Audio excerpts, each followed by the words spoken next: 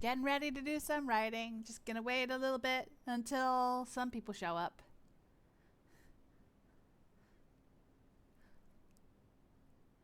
Hi, hi, hi.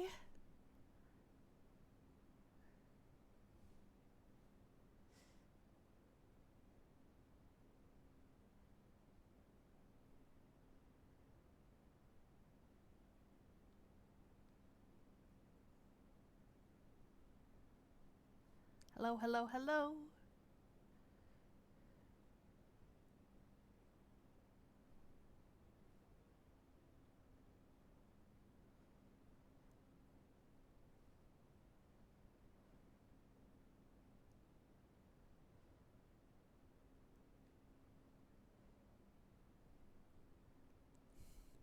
Hi, hi, hi. How's everyone feeling? Are we excited?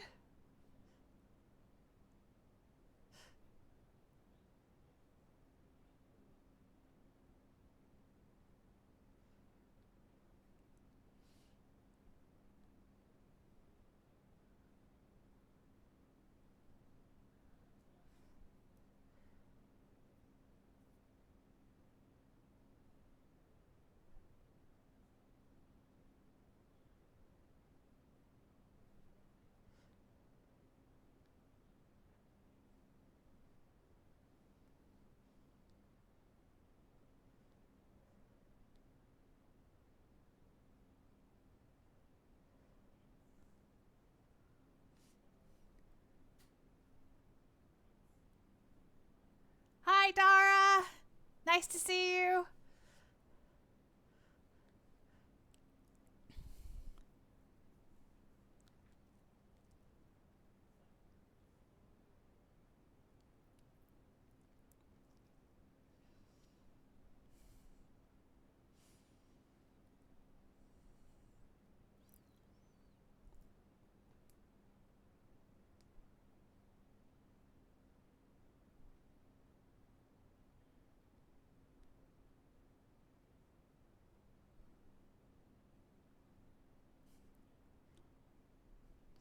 Giving people a little bit to show up, and I'll start writing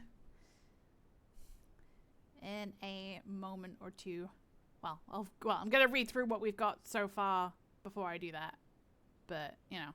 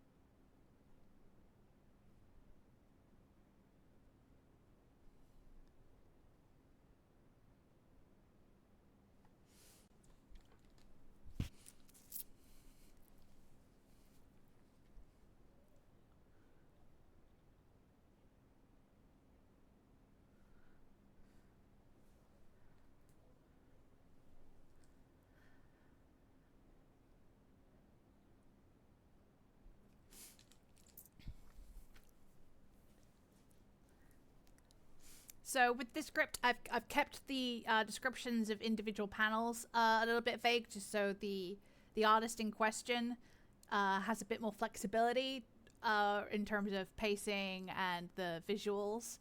Um, why is my head tilted? Come on, up we go. There we go.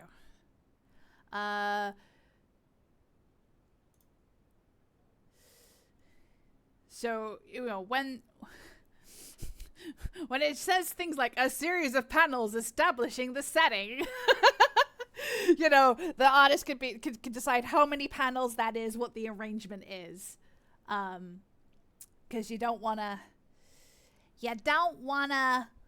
get too into someone else's business when it comes to their creativity, you know. The artist in question being Sunny, of course, because why wouldn't it be Sunny? Of course it's Sunny.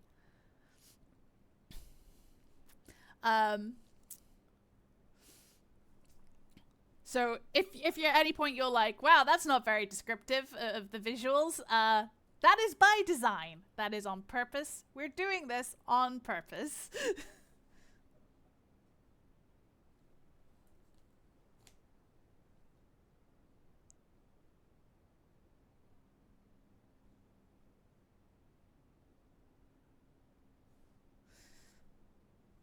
So, let's get started reading through all of this. A series of panels establishing the setting, towering skyscrapers, futuristic vehicles that pull their power from the roads themselves, arching rails that carry sleek carriages in arcs over and around the city, etc., etc. It's gonna be a solar punk-esque, hi Kitty! Yeah, it's gonna be a solar punk, city, so greenery, along the sides of the roads, wind turbines. Sunny's got big ideas. Overtop radio chatter plays. Good morning, Jade City. I'm your host, Chatter Hedson, getting you to work with the fist-bumping anthems that can really get you going. And here's the morning news. Basil Silverstein has called a wrap on filming for the much-anticipated Turbo Star Strikers movie. The virtual reality experience features the cast of the hit... Here we go. Here's a problem I've already... This is why we reread our writing.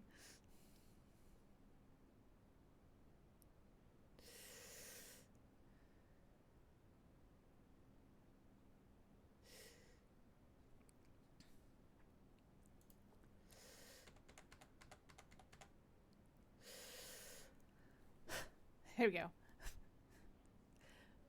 The virtual reality experience features the cast of the hit Star Striker series and will be acting as the series final, with fans all over the world waiting with bated breath to see how it will end. We have an important traffic update. Long distance shot of a major highway lined with shops surrounded by emergency vehicles that are blocking the road from both directions, centered on a medium-sized fire that has a human silhouette at its center. The East Side Highway has ground to a halt due to what witnesses describe as a fire burning right in the middle of the road, a panel that establishes the shot of a park with a statue at its center. Authorities have cordoned off the area and are redirecting traffic as necessary, but maybe plan in advance if you intend to pass through that area. A closer shot of the statue. A mysterious man is stood in front of it, looking at the cluster of faces set in stone, regal and imposing. A bird is sat on one of their heads, and the plaque is aged and barely legible. It's an old statue. Two panels that mirror each other. One shows one of the faces on the statue, the other is the face of the mysterious man. They are the same face. The man's earpiece buzzes, police radio chatter coming from it. Police chatter. The center of the fire appears to be a young girl. No, she's not burning. She is the fire. I don't think she can control it. She's pretty upset, but none of us can get too close to her. We're waiting on the fire department to figure something out. They already tried spraying her down. It just made her scream. Yeah, if anything, the fire is worse now. Yeah, that's what I told them, but does anyone listen to me? Wait, is this thing on? The man frowns and looks off towards East Side, long shot stretching between the skyscrapers to where a plume of smoke can be seen. The man tips his hat down and starts making his way in that direction. He approaches the police cordon and then just hops over it. Officer 1. Hey, wait, you can't go over there. Officer 2. Shut up, you idiot. Don't you know who that is? The man approaches the girl. Can you tell there was a gender change at some point whilst I was writing this? The man approaches the girl on fire, uninterrupted. Officer 2, off panel.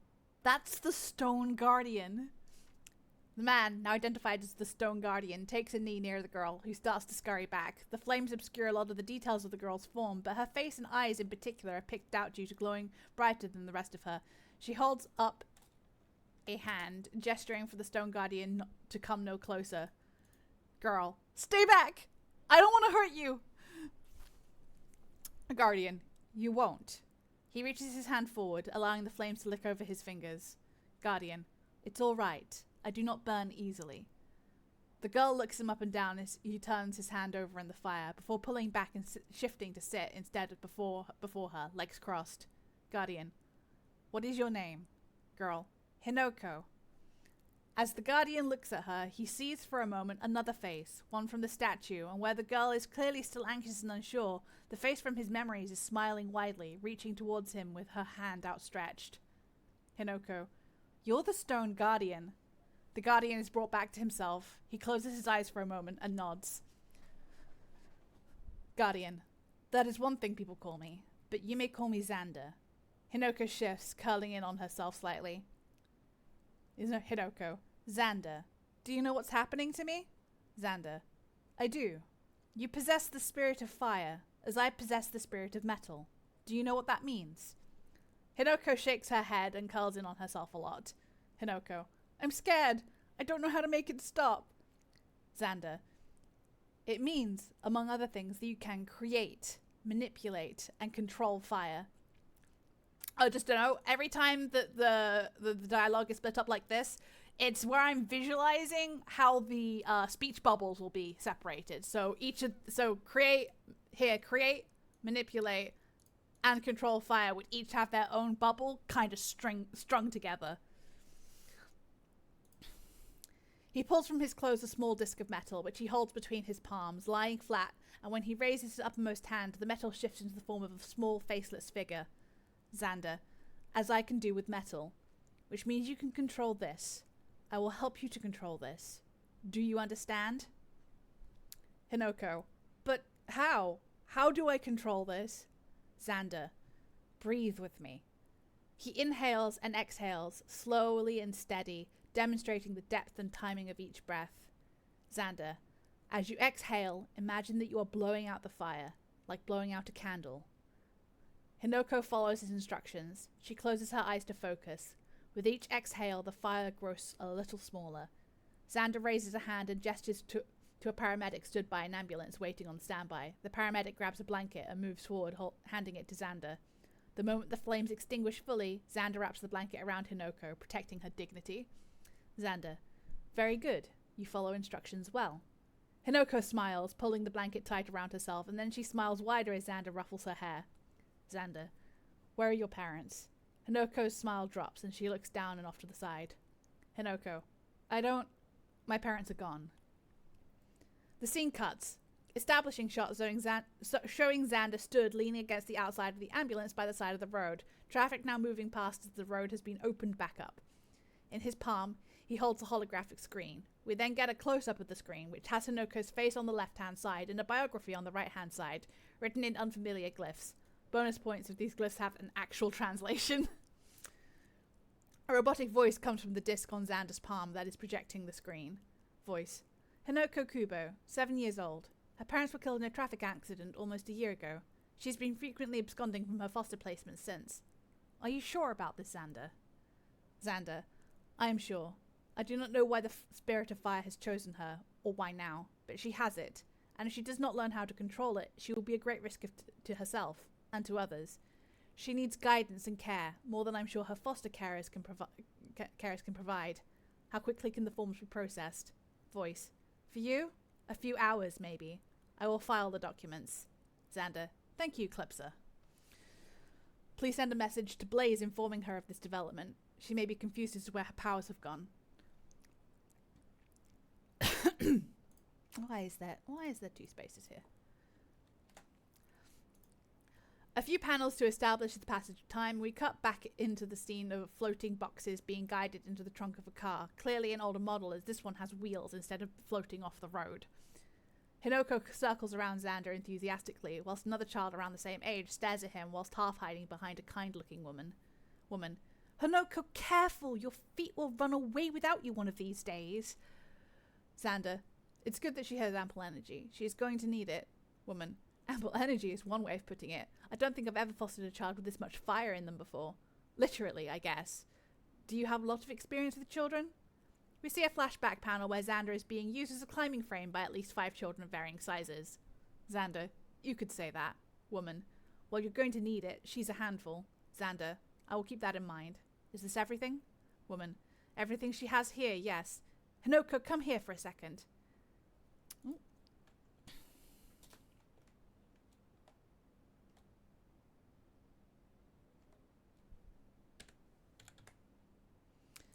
Hinoko approaches the woman, who pulls her aside, kneeling down and placing her hands on her shoulders. Woman, I just want you to know that if you ever feel unsafe, you can come back here and there will be a place for you. Hinoko, I'll be fine, Marcy. He's the Stone Guardian. If he can't protect me, who can? Marcy, even so, just in case. Hinoko rolls her eyes and pulls away from Marcy, running back to Xander and grinning up at him. Hinoko, are we ready to go? Xander, I'm ready when you are. Xander opens the door for her and she hops inside. Xander, seatbelt? Hinoko grumbles as she pulls on her seatbelt, pouting. Xander gets into the driver's seat and they set off. We then see Xander from Hinoko's point of view, diagonally across from her in the car. Hinoko, what were the other Guardians like? Xander, my brothers and sisters. They were everything the legends say they were, and more. We move into a flashback sequence as Xander narrates.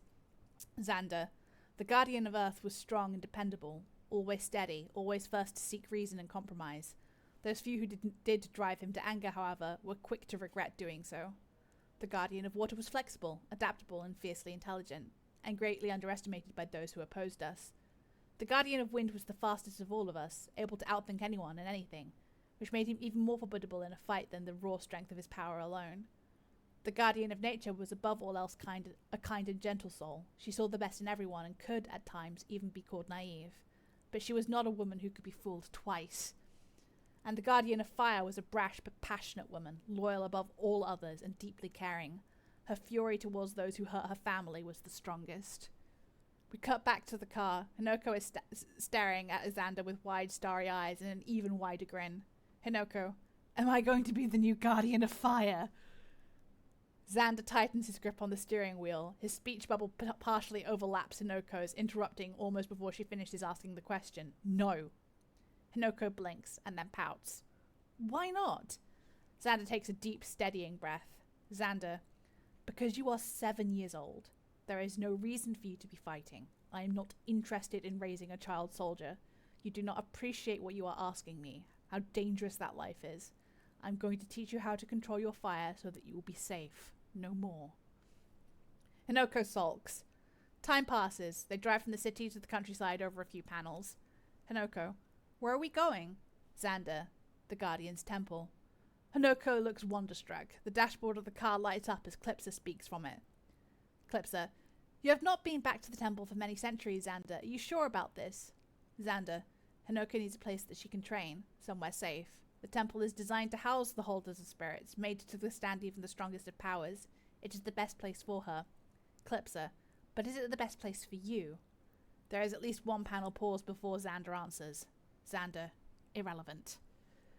More time passes. The scenery changes from open fields to dense jungle. Eventually the car pulls to a stop. Xander climbs out, surveying the road ahead, which has become deeply overgrown. Hinoko is asleep in the back of the car, looking peaceful. Xander, the road needs to be restored. It will not be passable from here. We will need to continue on foot. Clipsa, I'm not sure Hinoko will be walking anywhere soon.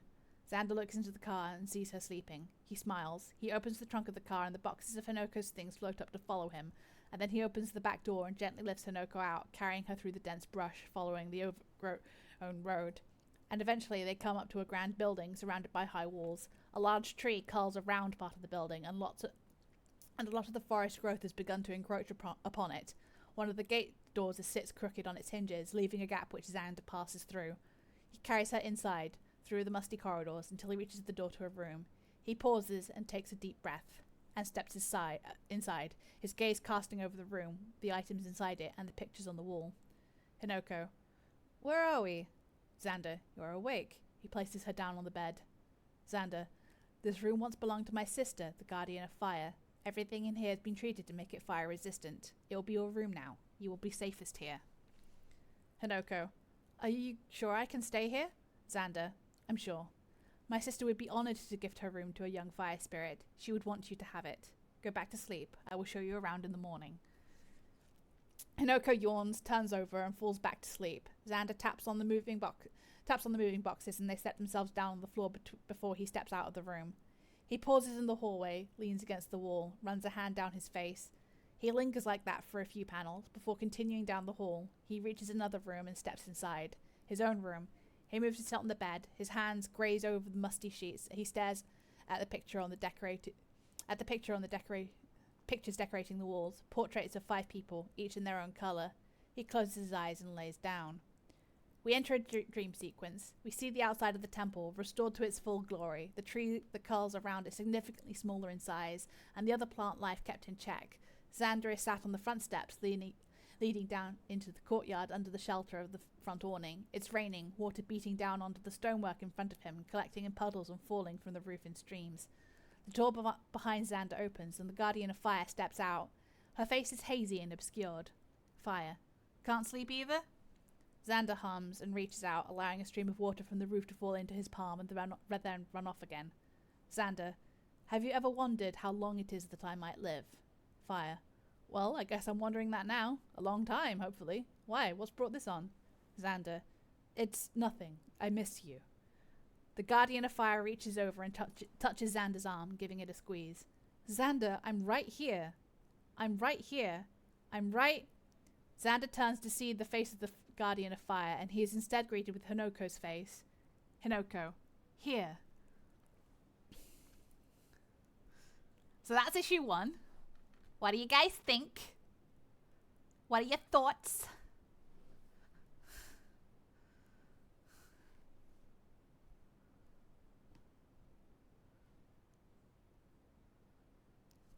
I take constructive criticism and great raucous applause in equal measure.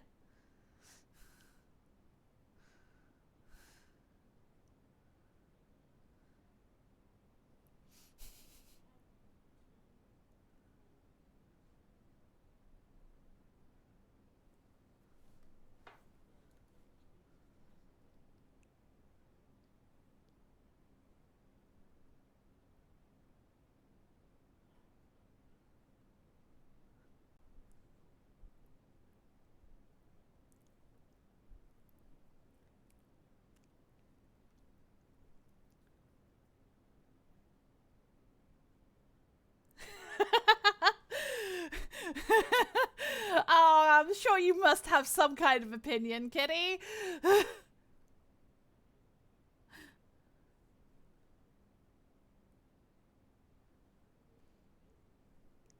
It's okay, you won't hurt my feelings. This is like a first draft, so... It's subject to change.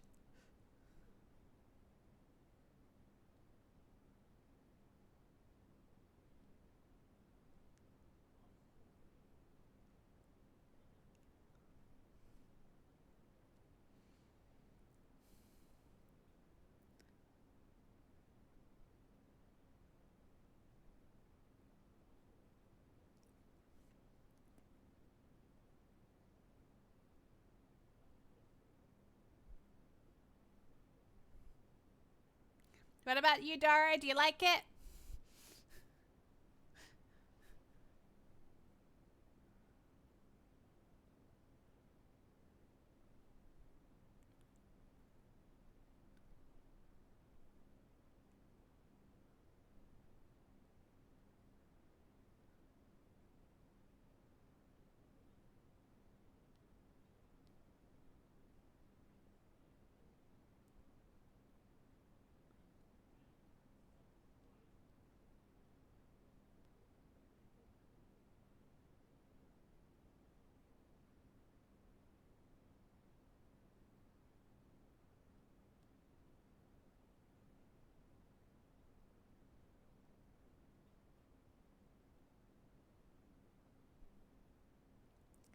You like it? Good.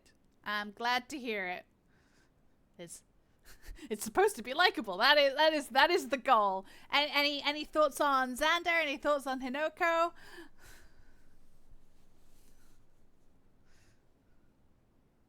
You think it's good? That's good. I'm glad. Just imagine you're a 7-year-old child, you are on fire, and then a man literally made of stone comes and walks up to you.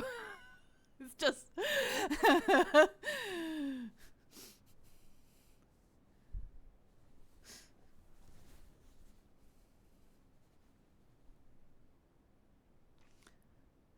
Would the kid understand all the big words the Stone Guardian is using?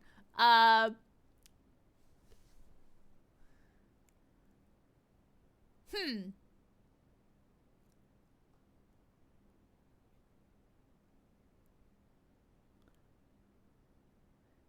Any big words in particular that you're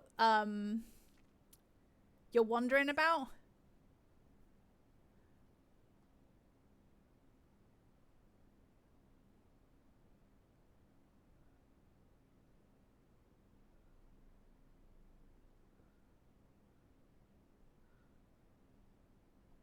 I guess there's this great big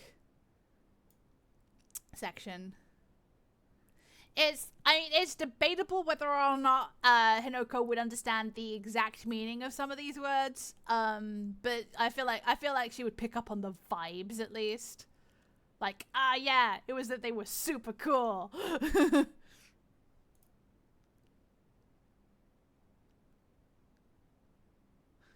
I don't know what formidable means, but I think it means that they were cool.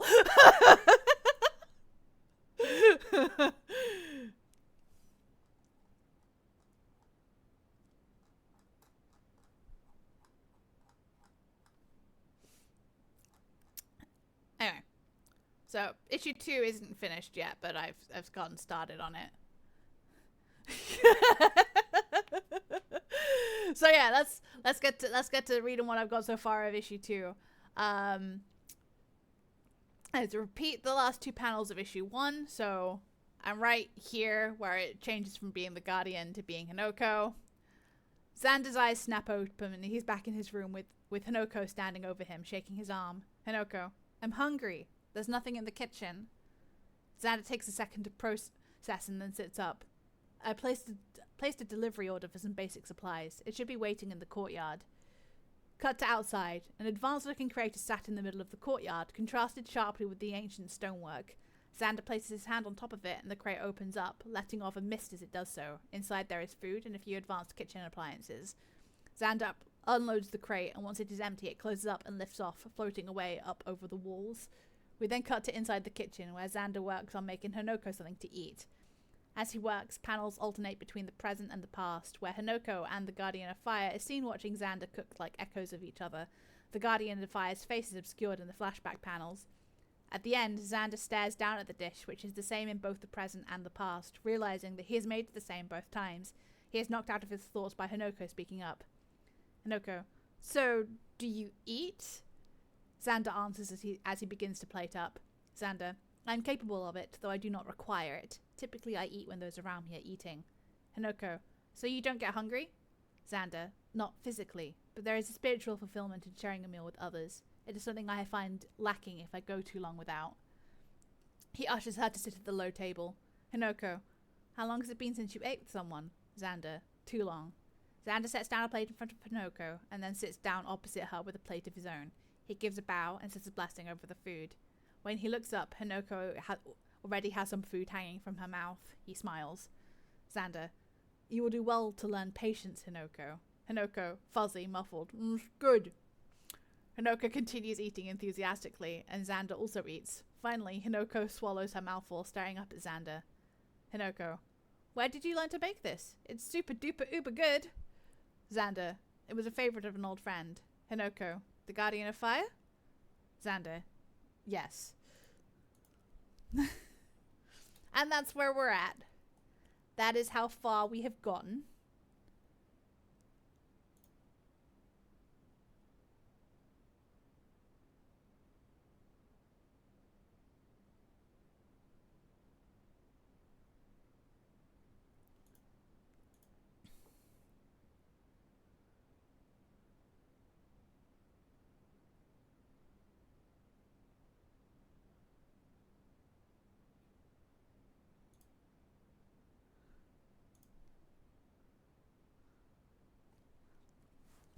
Hi, Azzy! I'm good, just doing some writing stuff.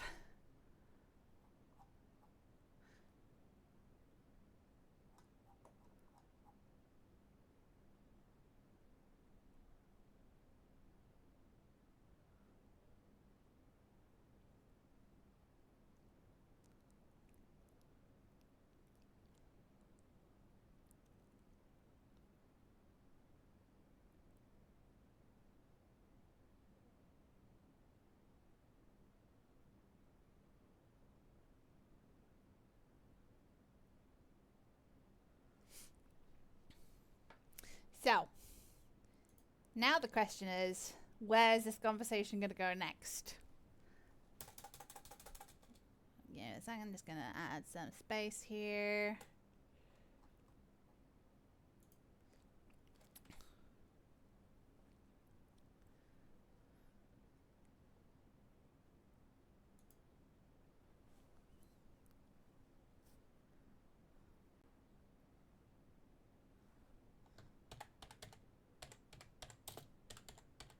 Hinoka grins and shovels more food into her mouth.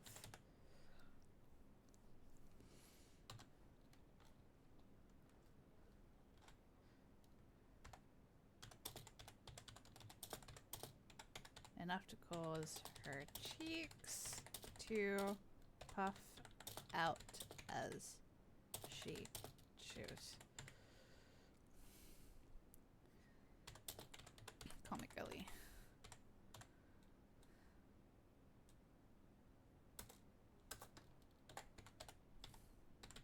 Xander eats some of his own plate, cutting up his. No, probably using chopsticks actually. Taking much more manageable portions.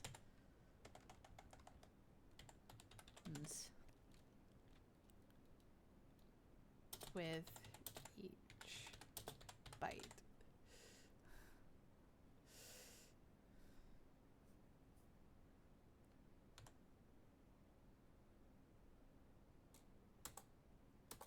Hinoko tries to say something else with her mouth full, but the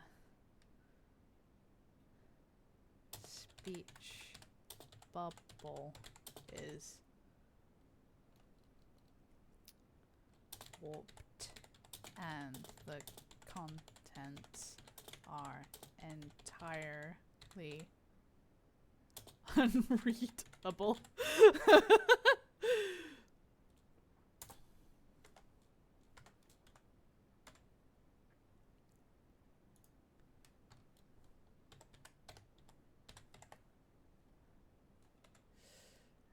If you wish to ask something, it would be best to swallow first.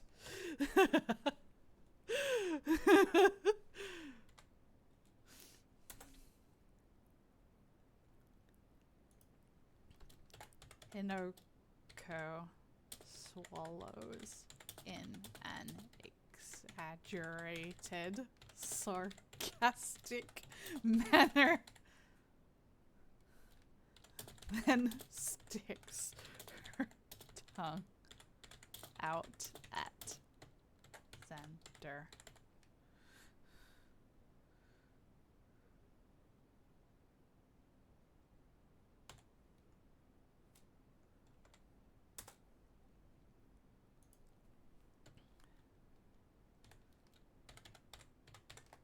Hinoko, I said,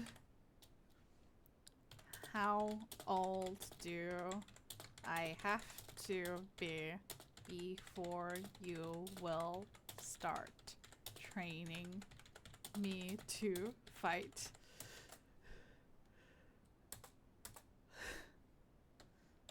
Xander's. Ooh. Xander's face falls.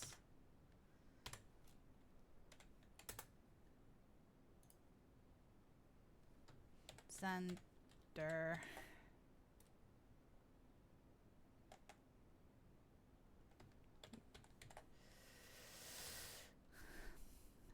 We spoke about this I am not going to train you to fight.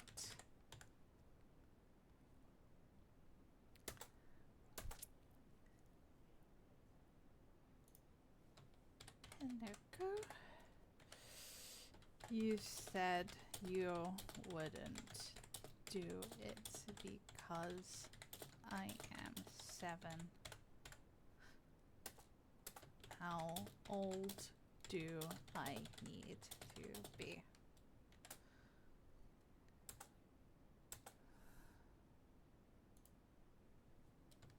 Xander sits back slightly. He reaches up and passes his hand down his face.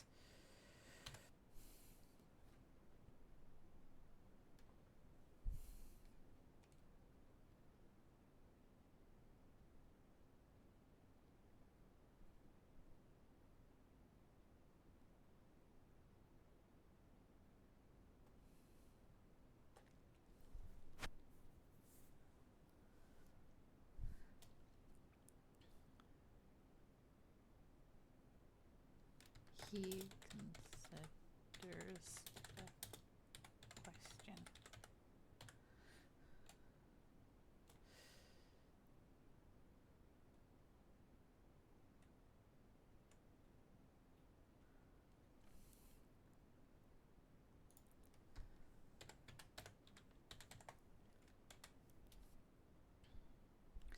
If you still wish to learn how to fight, you can begin basic combat training when you are 14.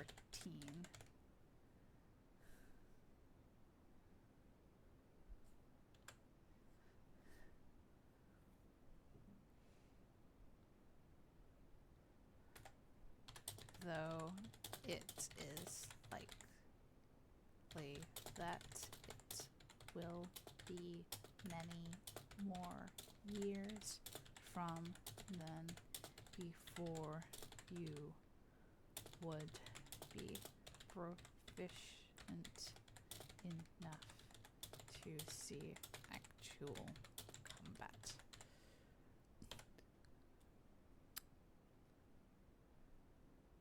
Hang on, let's turn that into multiple bubbles.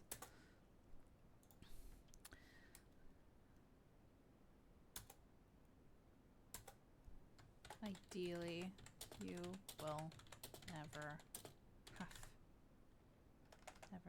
need to fight at all.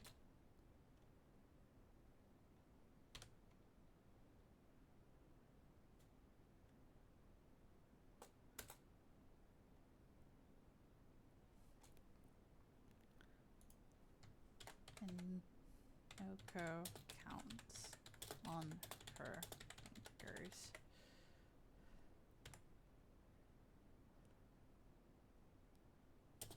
Then she looks aghast.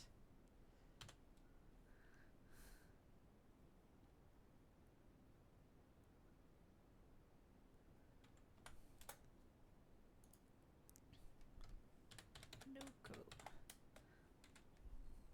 14.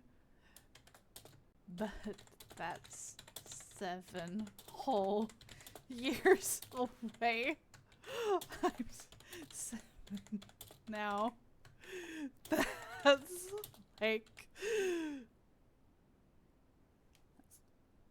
Hang on, these can be multiple bubbles, I think. I'm 7 now.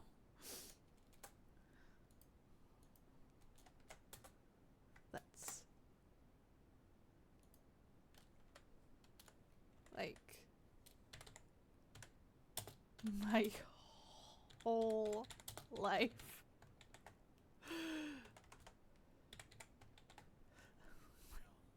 It's like my whole life.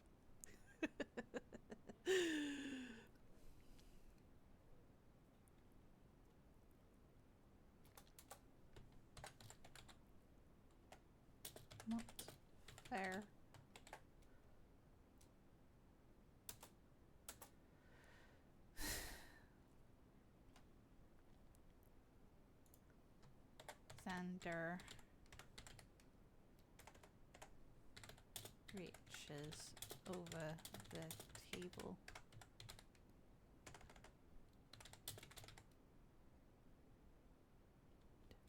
Ruffles her hair.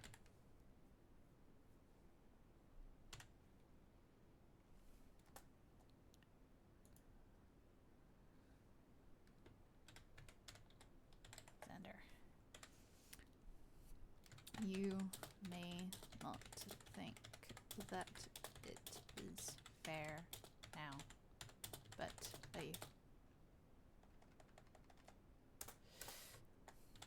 I hope that one day you will appreciate what I am giving you.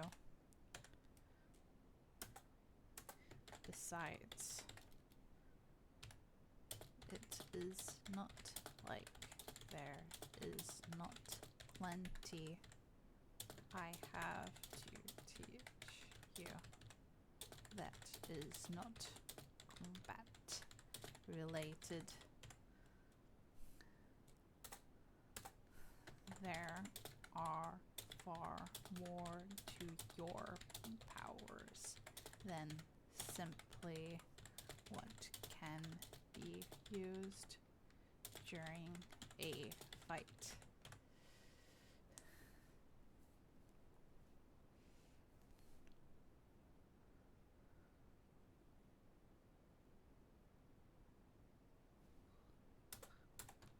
It will be fun.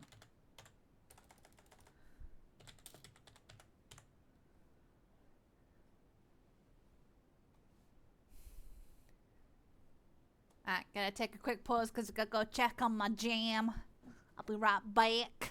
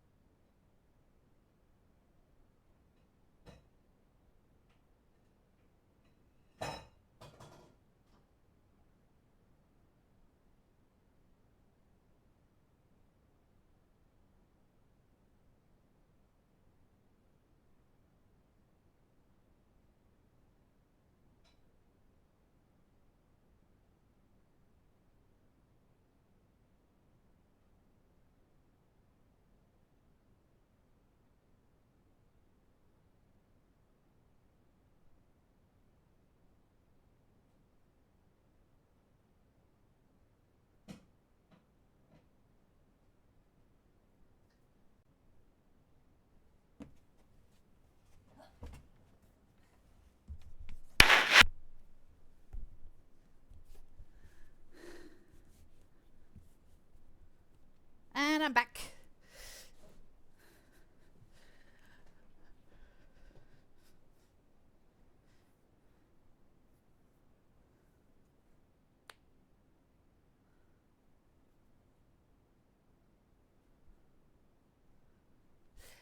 Okie dokie.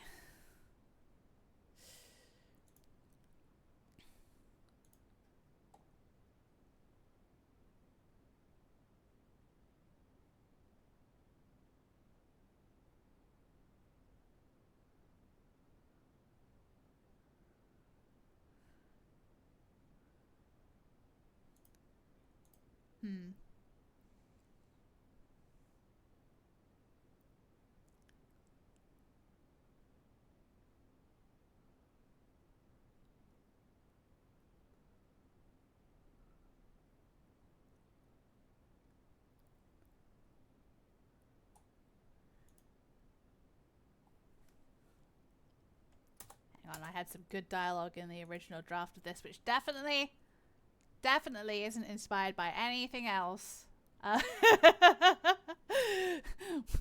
This is a rough draft, but it is not the first draft. This is the second draft.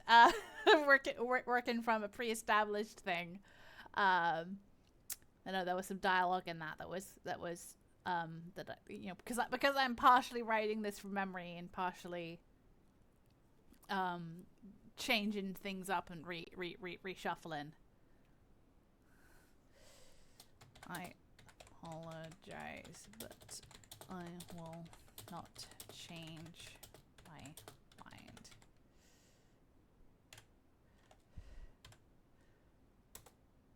I promised to protect you. I intend to keep that promise. And then we'll keep all the rest of this.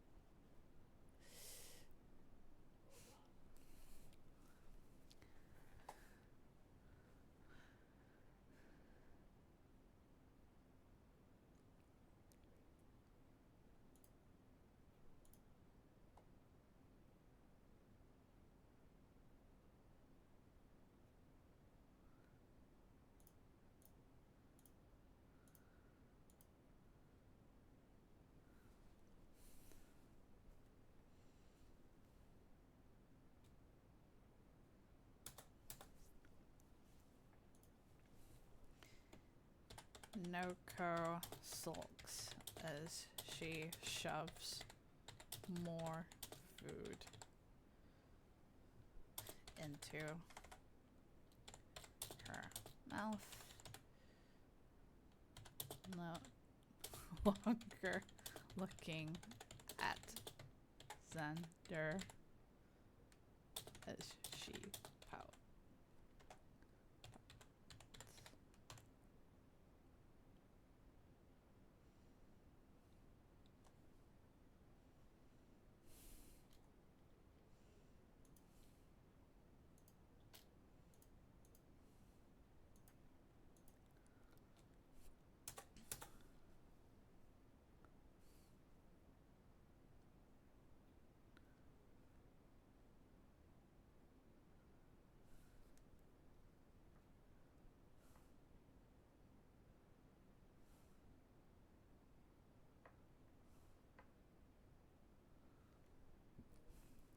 We cut to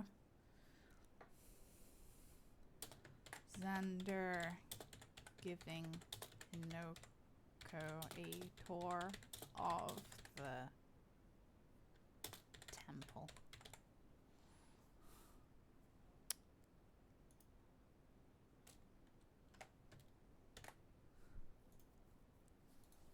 So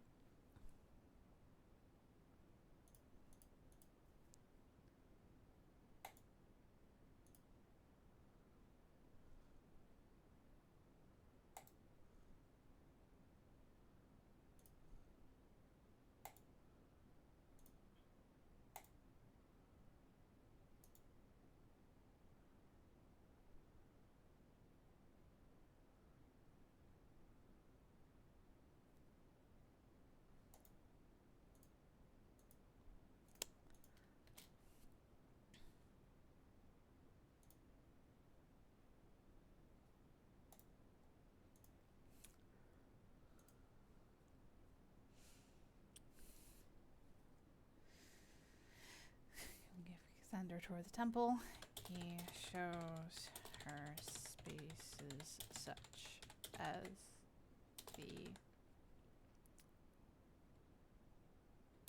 baths,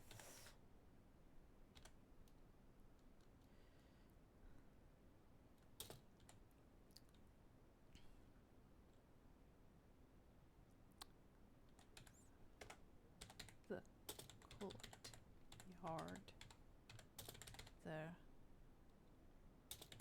recreational spaces,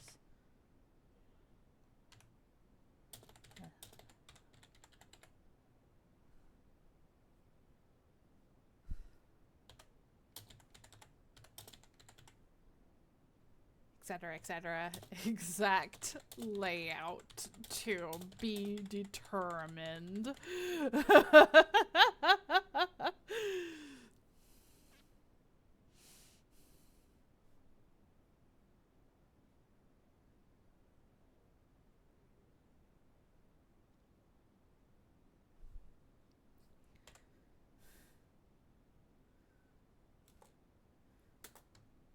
Hinoko points to a big, heavy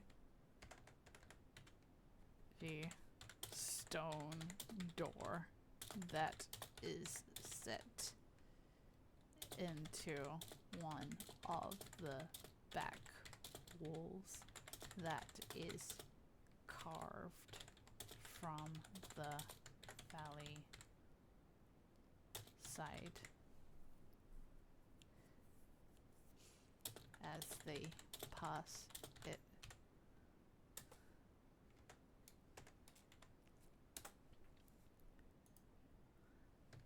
Hinoko.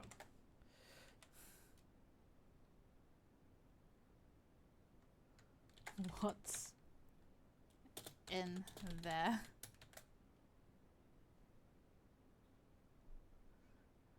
See you in a bit, Dara. Have fun with your doggy.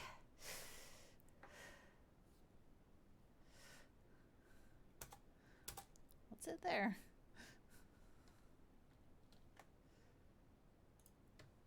Xander. That leads to the back passages.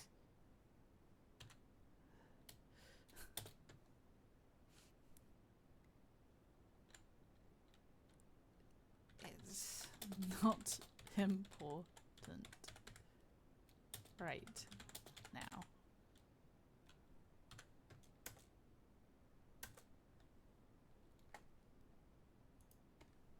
Hinoko. Can I see it? Xander. Can you open the door?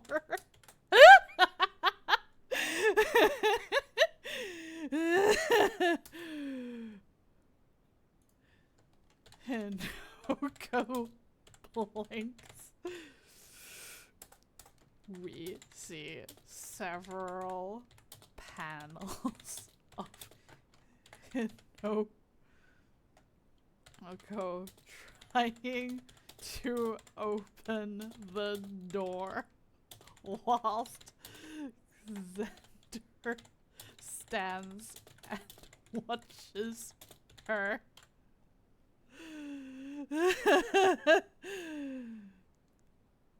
She tries several different angles and techniques. The door does not move.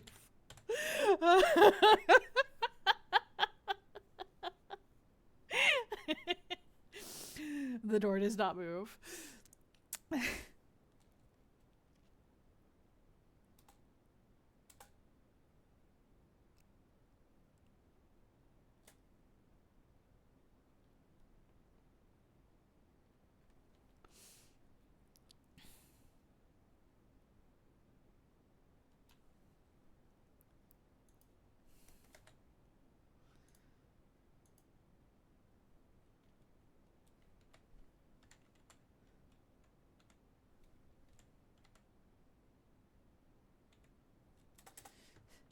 Eventually, she gives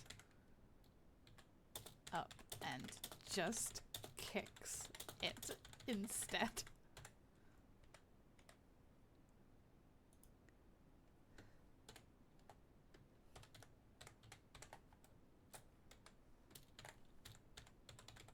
Stupid door.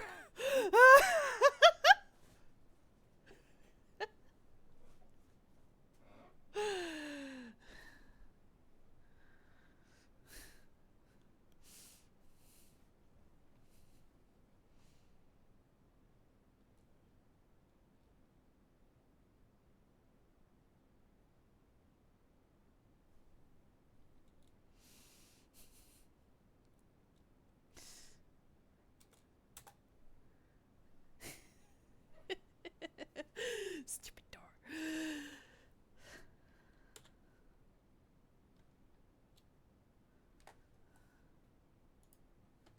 Xander pats her on the head.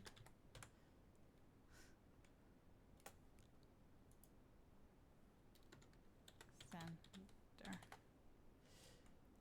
It's a security feature.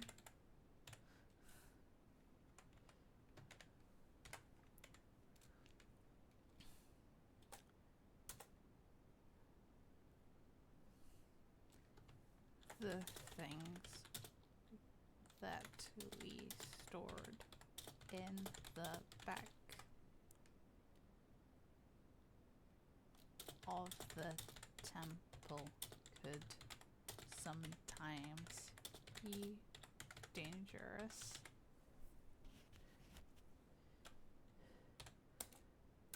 We did not want anyone who wasn't a guardian to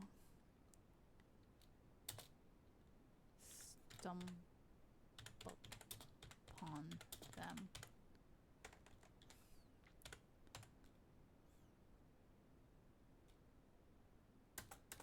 Even if they were not trying to steal anything, they could have gotten hurt.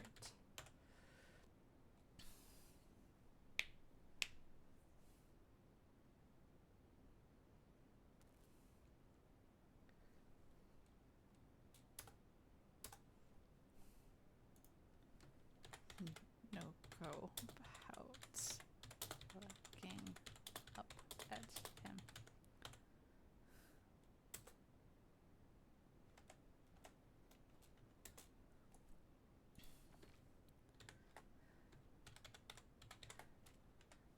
And you won't let me back there because I'm not a guardian.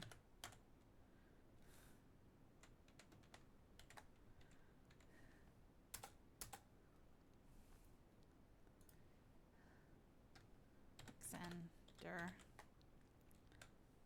I will not let you back there for your safety. For your safety.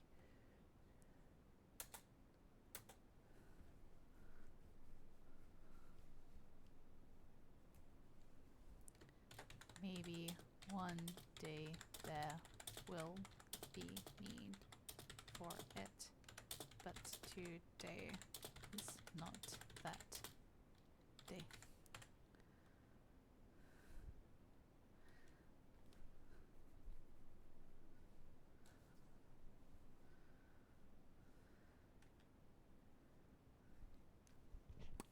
Don't mind me muttering away as I type.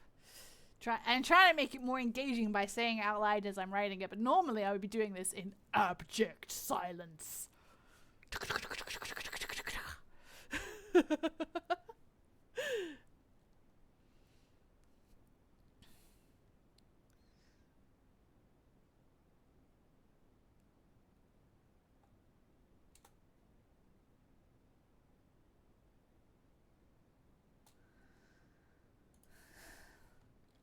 Xander steers her away from the stone door.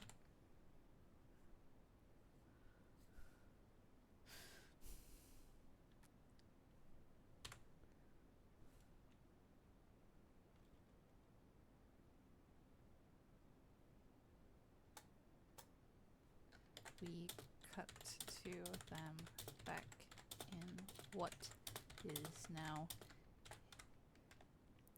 Noko's room. Xander gathers up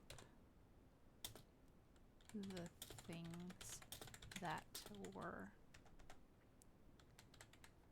in there.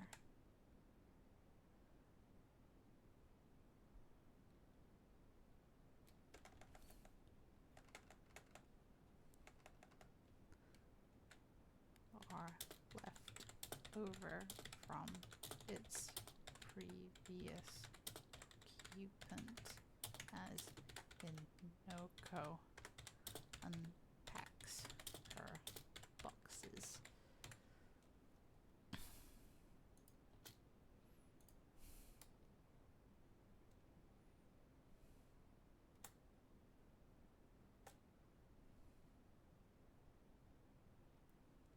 She sets a stuffed dragon down on the stuffed dragon plush down on the bed.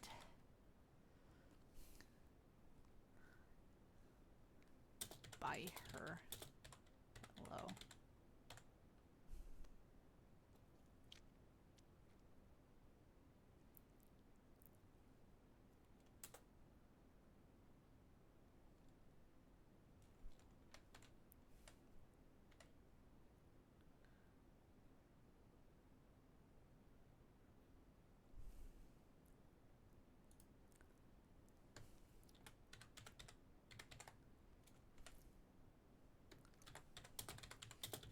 You have any games?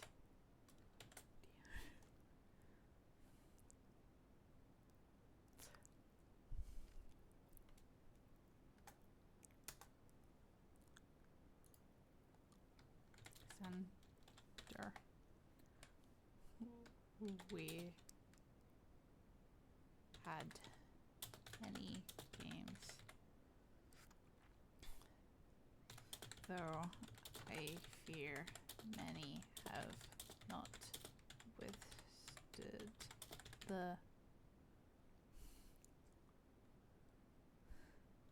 passage of time.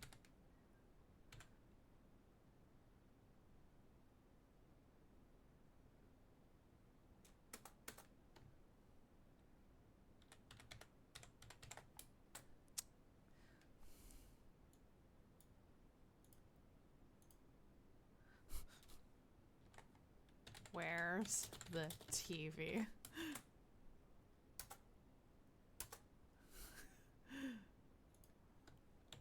Center. Oh, Lord. Ah. We do not have one.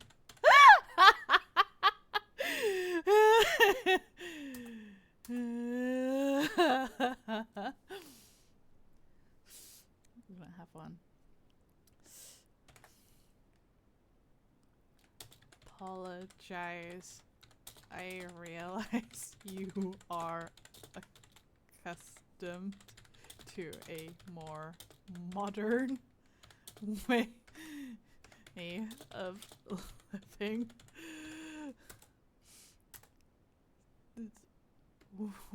When I lived here last,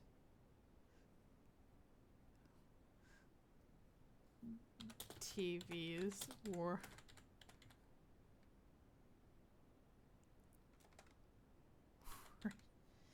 yet to be invented.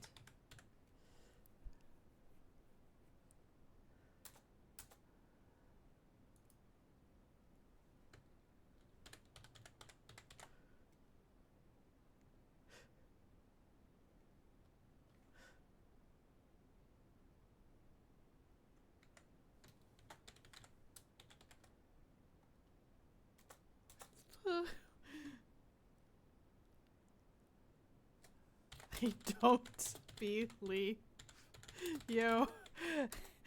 How could you live without TV? How could you live without TV? How did you play games without a TV?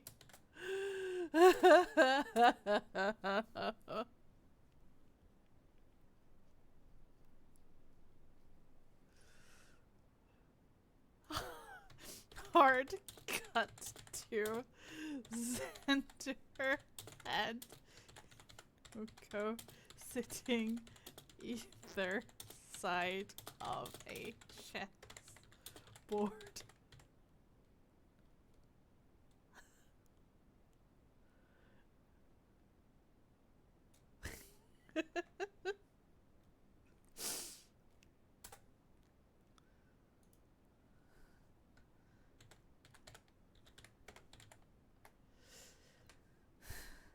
The games we played were much more physical.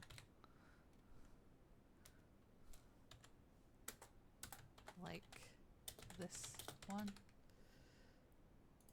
This chessboard or some other chess-like board game that may not exist in our reality. Like this one. It involves strategy and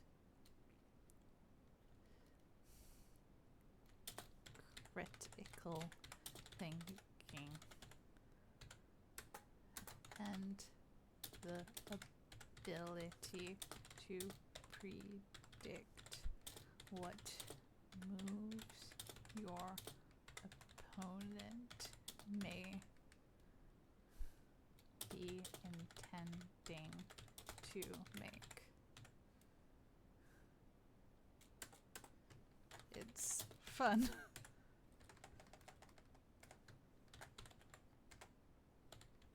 It's fun.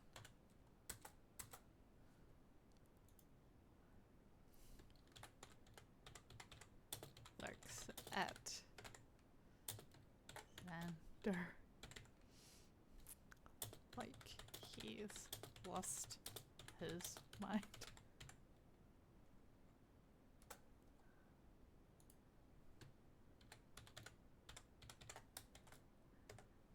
Okay, I want a TV and a game.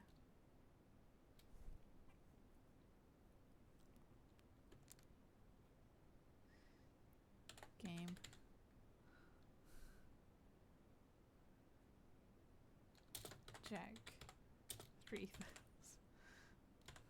and a game Jack 3000.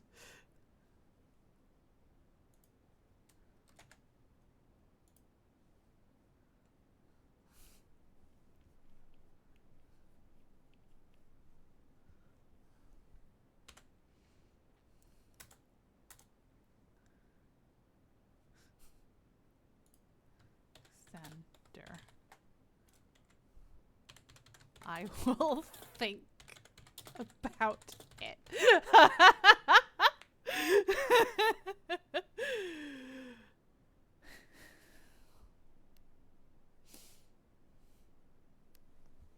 You know, character building. Come on. Come on, tracking. You can do it. No, it's struggling. You good, VTube Studio? Oh, Lord.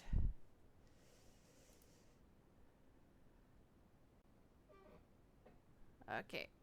Ooh.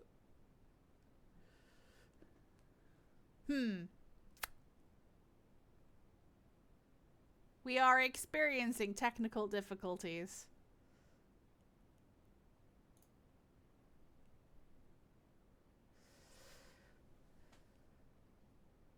Let's try. Ooh.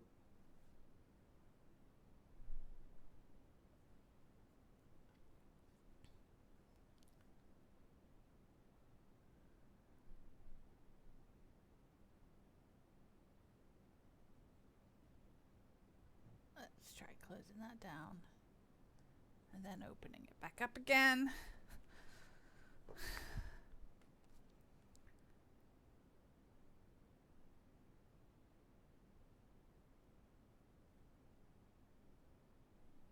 Okie dokie, there we go. Excellent. And we're back. we got our tracking again. Whew.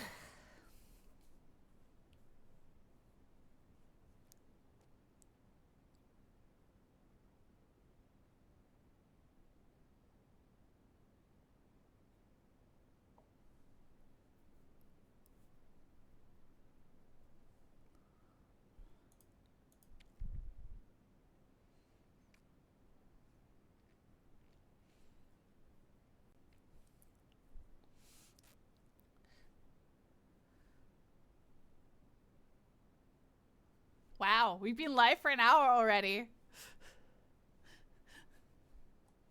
Time flies when you're writing stuff. Okay, so this is page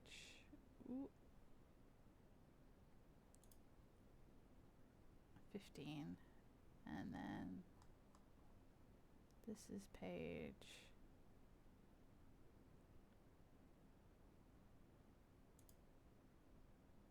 20. So that's 5 pages. And then issue 1 was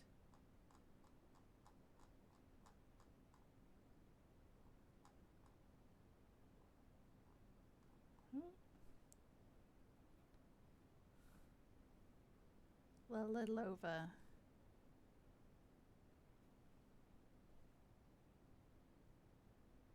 3 to 15. So 12 pages. So I still got space.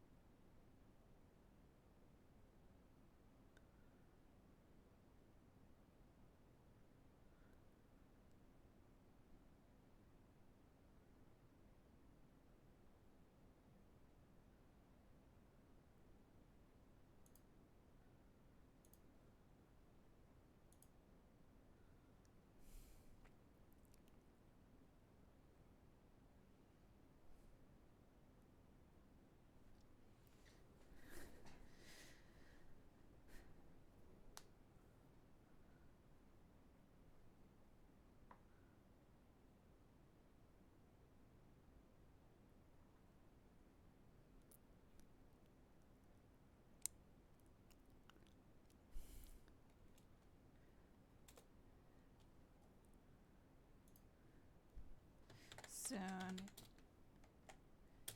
enough, they are back in the kitchen whilst Xander prepares. There's something for lunch. Sandwiches. And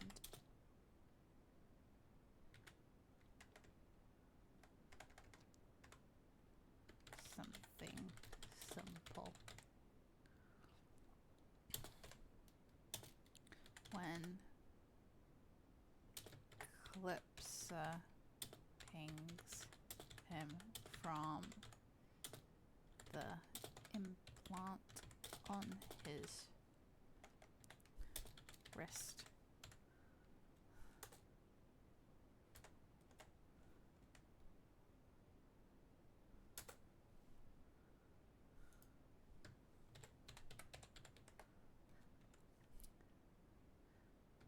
Xander,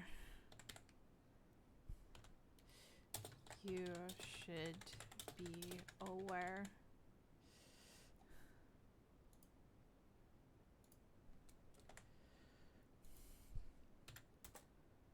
there is a video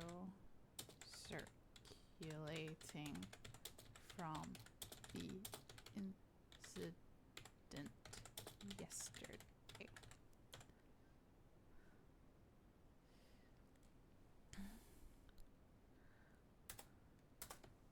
Fortunately, it does not have a good angle to see Hinoko clearly.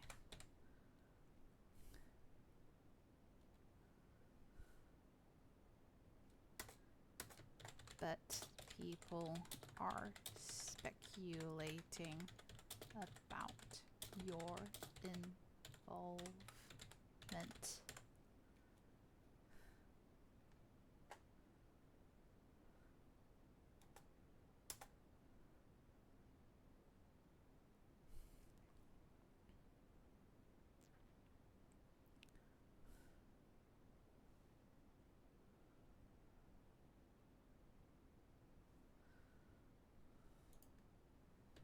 Xander lifts his wrist and a holographic screen is projected in front of him.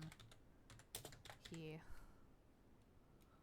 looks at some still images from the then scrolls down to the comments.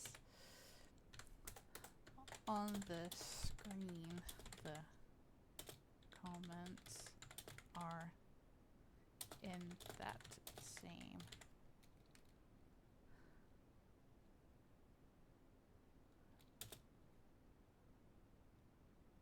script as before, and thus unreadable to anyone who doesn't have a translation key. But a few of them are picked out and translated in speech bubbles.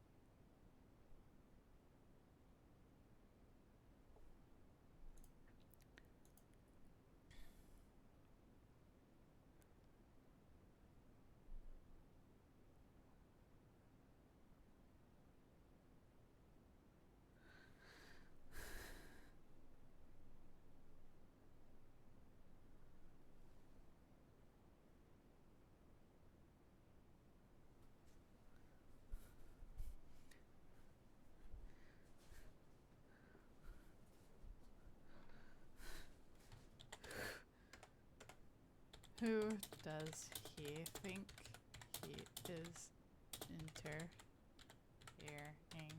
with police business like this?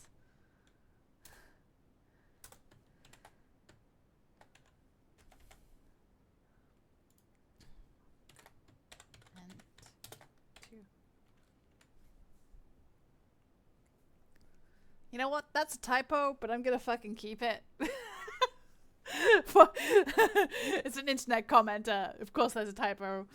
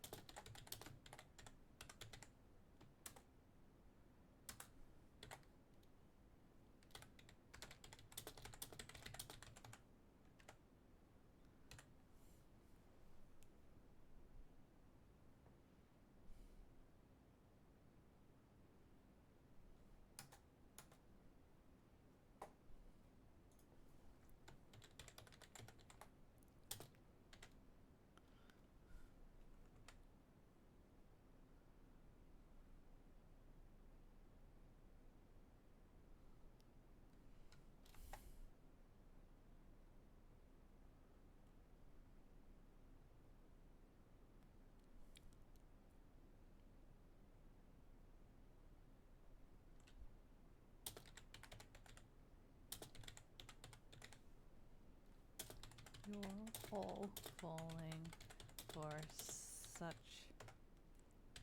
an obvious fake. The real stone guardian died.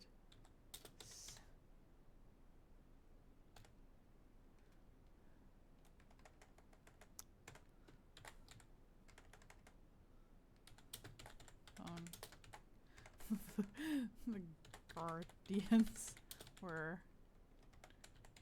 never real. That's probably a robot.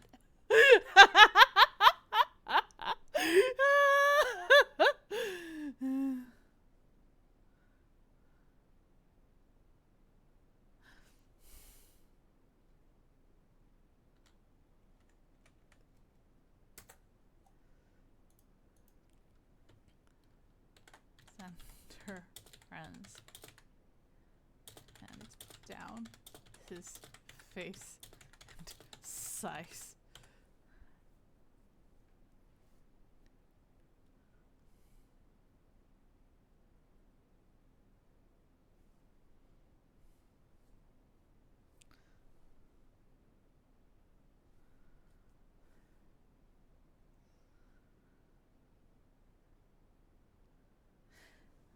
Alright, gonna go check on my jam again. Be right back.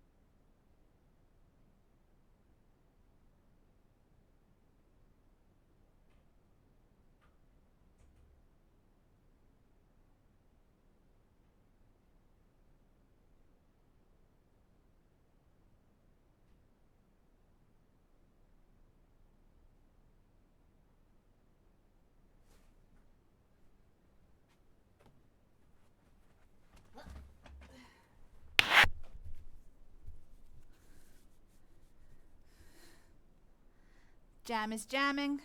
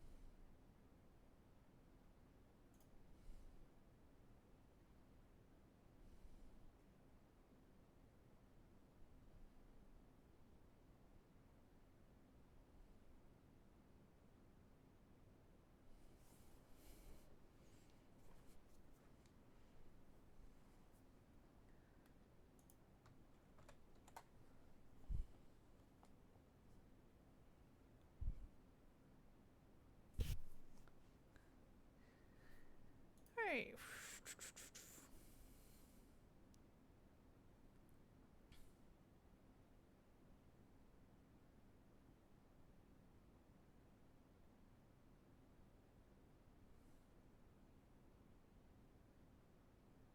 Actually, I think I'm gonna add more to this sequence.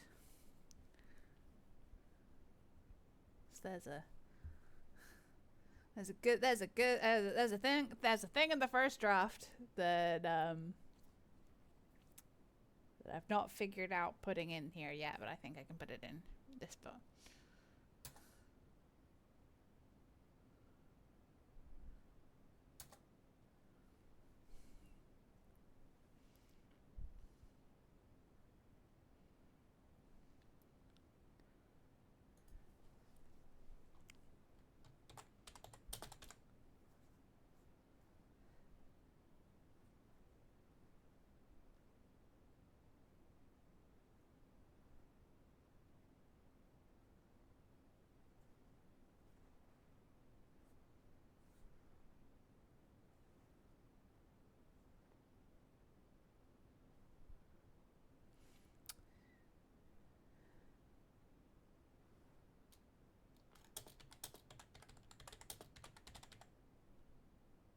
to a little later. Hinoko is rummaging through some jewels when she pulls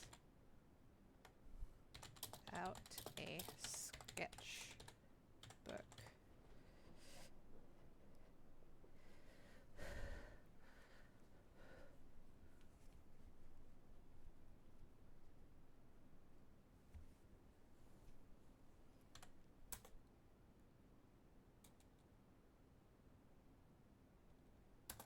She blinks.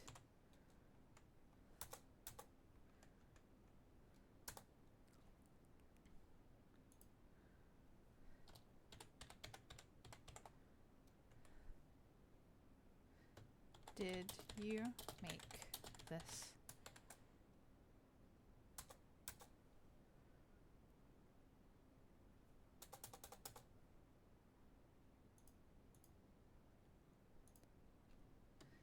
Xander looks over, then reaches out to take the sketch book, turning a few of the pages.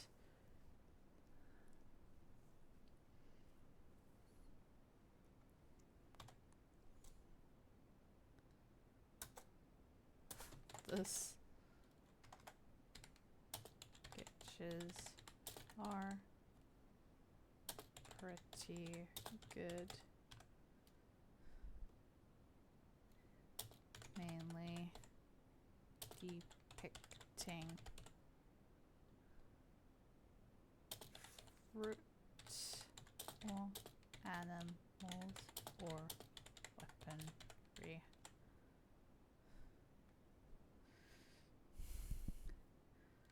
With composition notes scribbled around the images.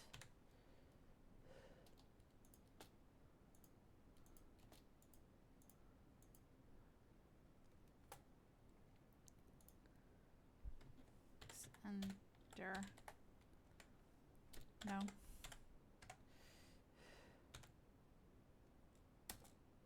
This belonged to the Guardian of Wind. One of his many hobbies.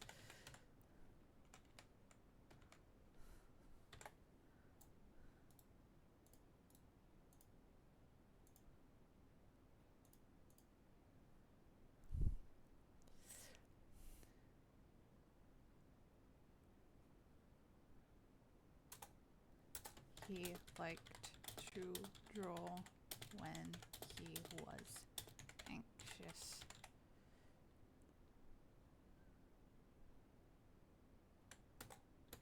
Having something to do with his hands helped him to calm his mind.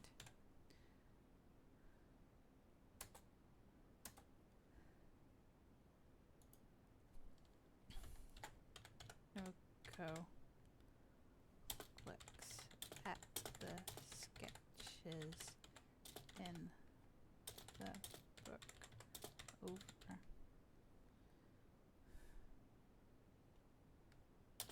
Xander's arm going up on her toes to do so. He lowers the book down to show her.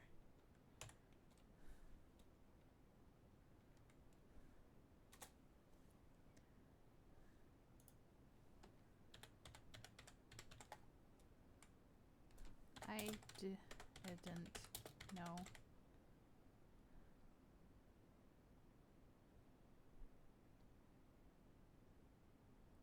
The Guardians had hobbies.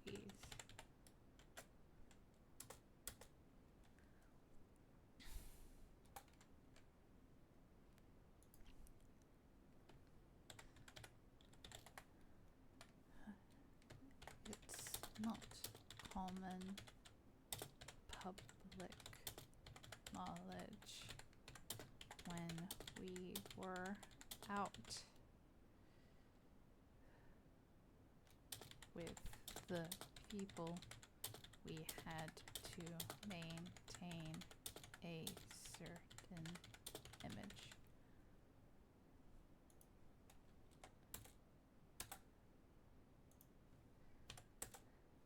People needed to trust us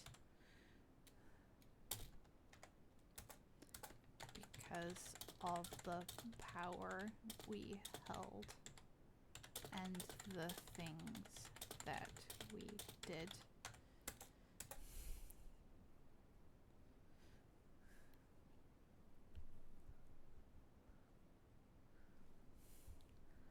If people thought that we were vulnerable,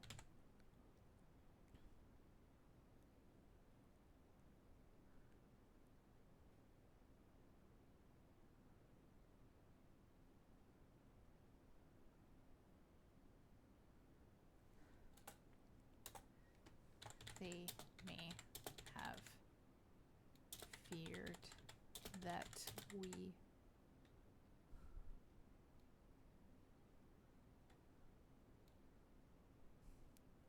might not be able to handle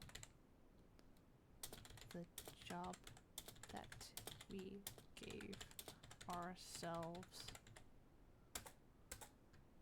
or could have become corrupt.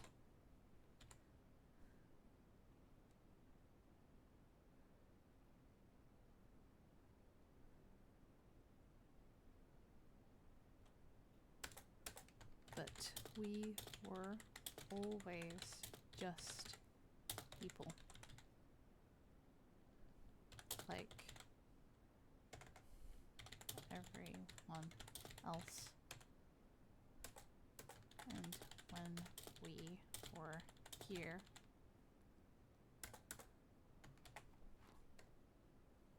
when we were home,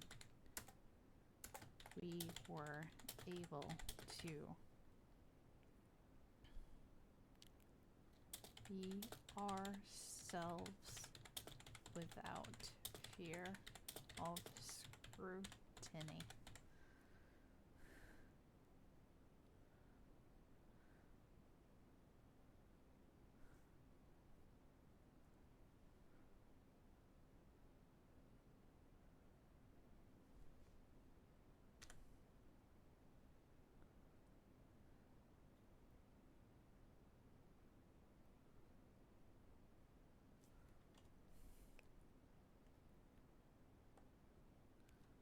We were able to be who we truly were when nobody was watching us. Oop.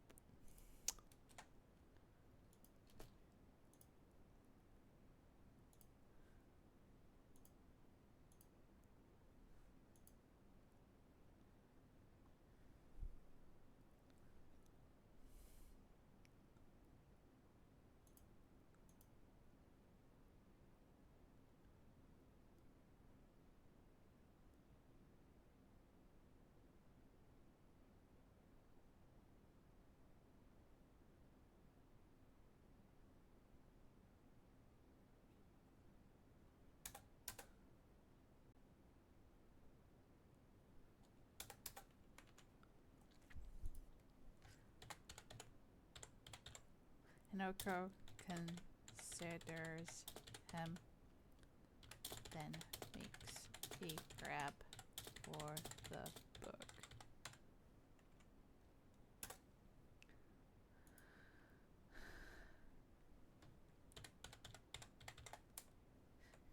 Can I keep this?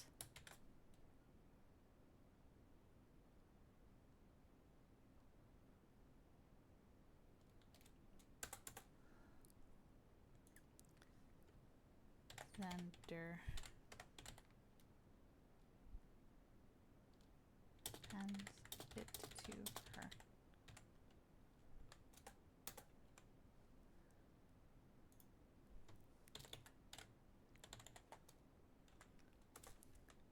If you promise to keep it safe.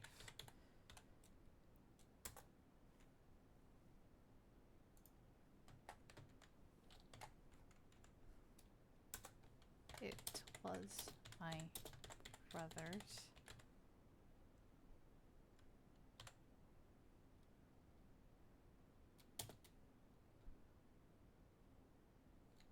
It means a lot to me.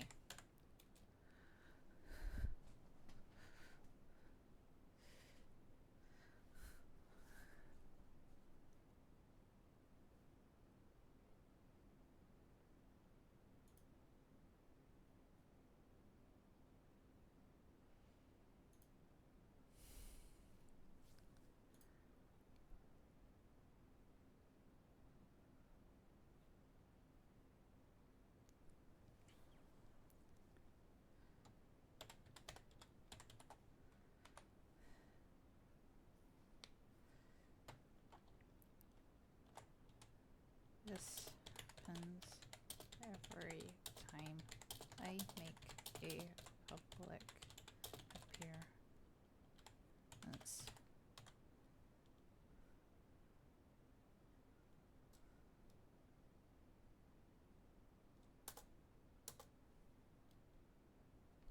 Pay it no mind. They will lose interest soon enough.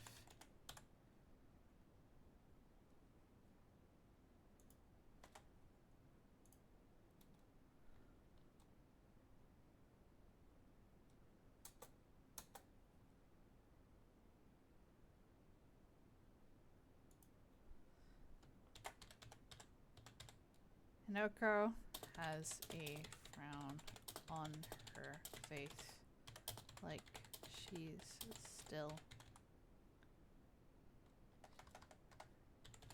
thinking about something very deeply. She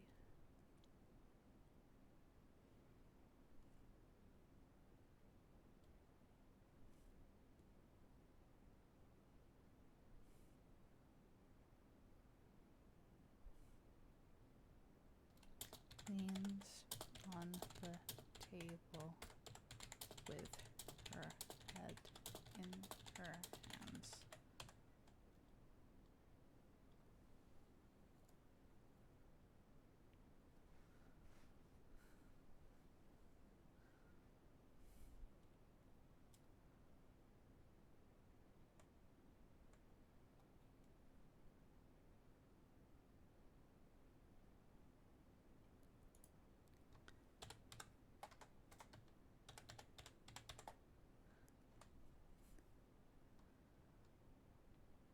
What were the Koreans like?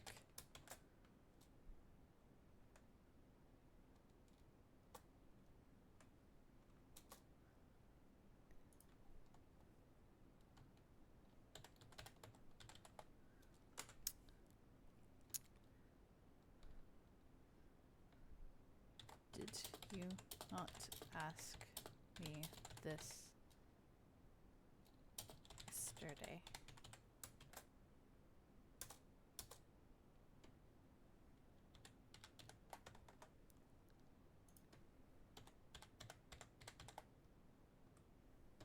Yeah. But I don't think you really told me. You said how they were all powerful and cool and stuff, but not like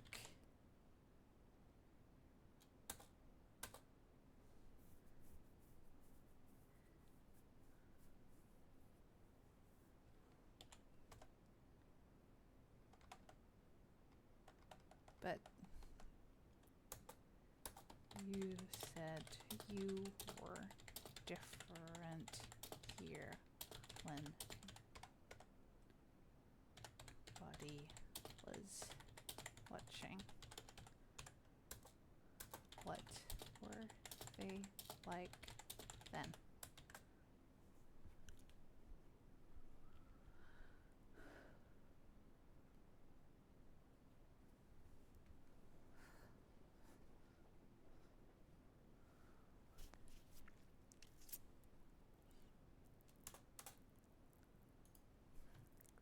Xander considers the question for a few panels as he finishes plating their lunches and sets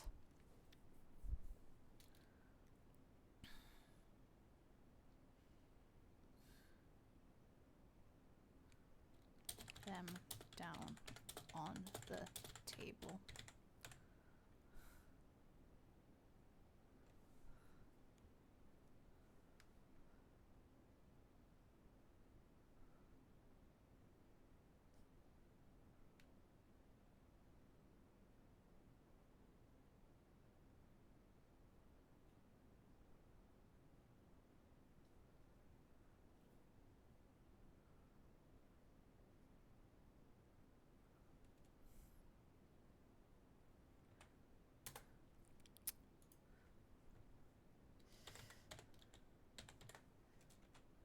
You ask a very big question.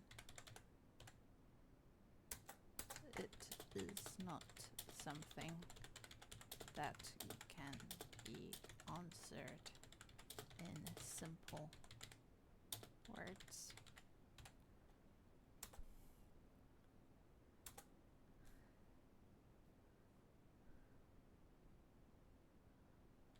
If you want to know what they were like, the best way for me to tell you would be to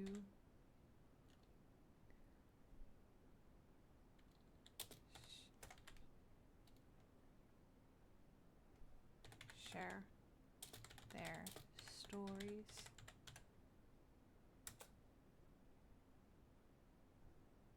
and there are a lot of stories to tell.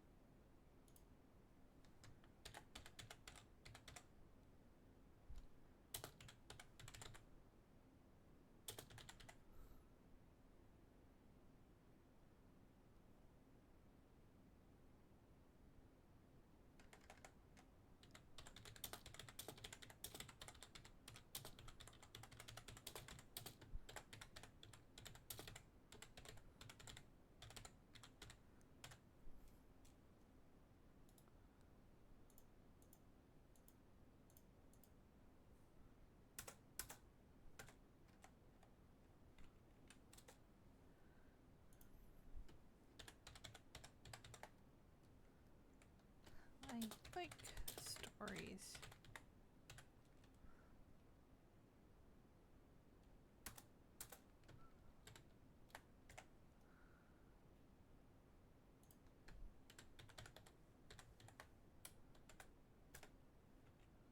Then I suppose the question is, where should I begin?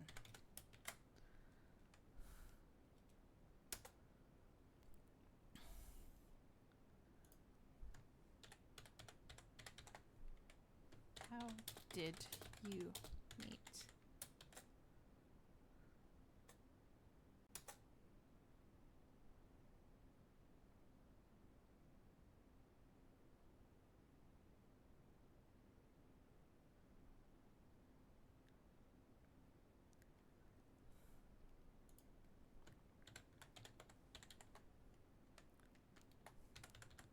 Well,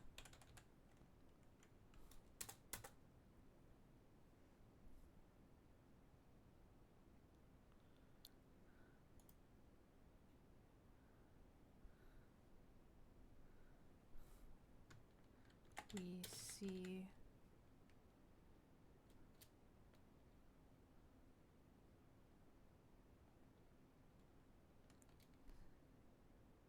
the image of a great maze made of stone.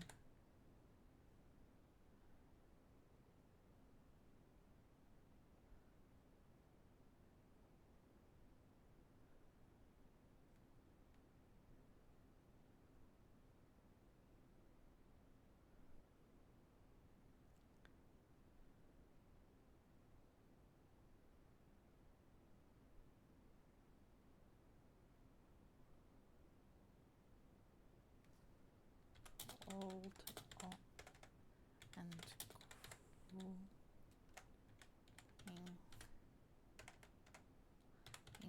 with vines.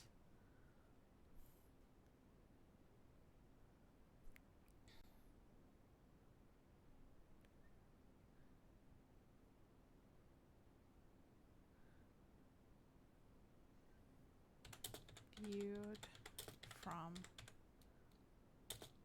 up high and some distance away by several figures picked out in silhouette.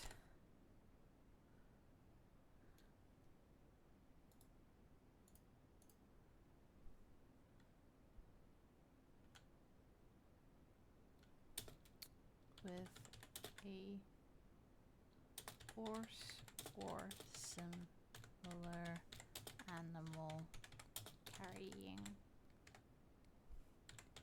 supplies, one of them consulting a map, another pointing toward the maze.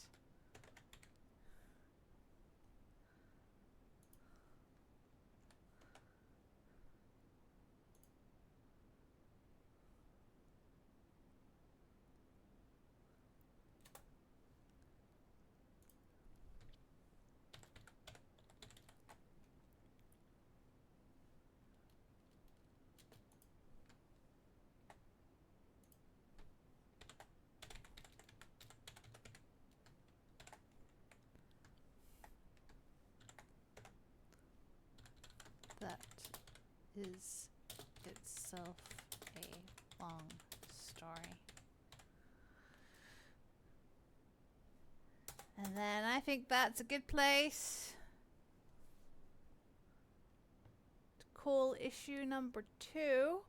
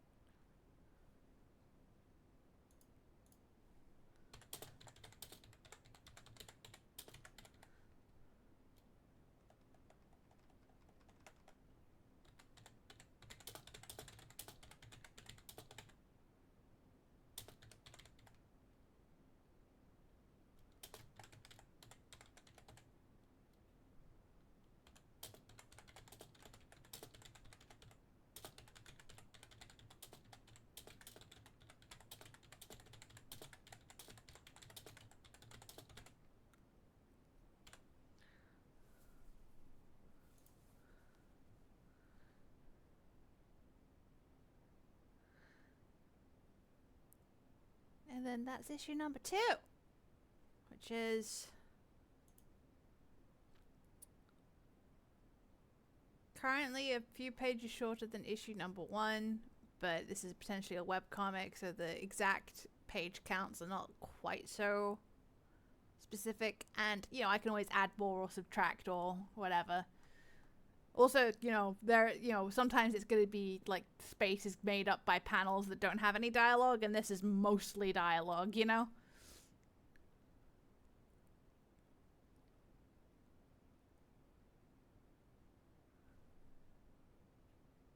Cool. So that's just been streaming for 2 hours. I finished an issue. And I'm hungry. So I'm gonna call it here. And I'm gonna go make dinner. Thank you for joining me. I will probably do this again. Because otherwise I just don't write. You know, it's an original project. I need to actually have time set aside for it. And if I don't set time aside for it, it don't get done. So let's see who is available for raiding.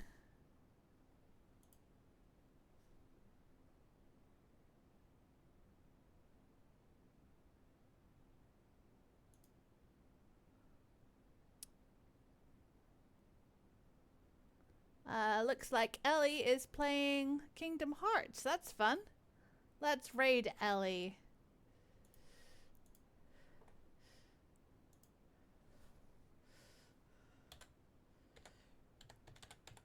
Everybody say hi to Ellie.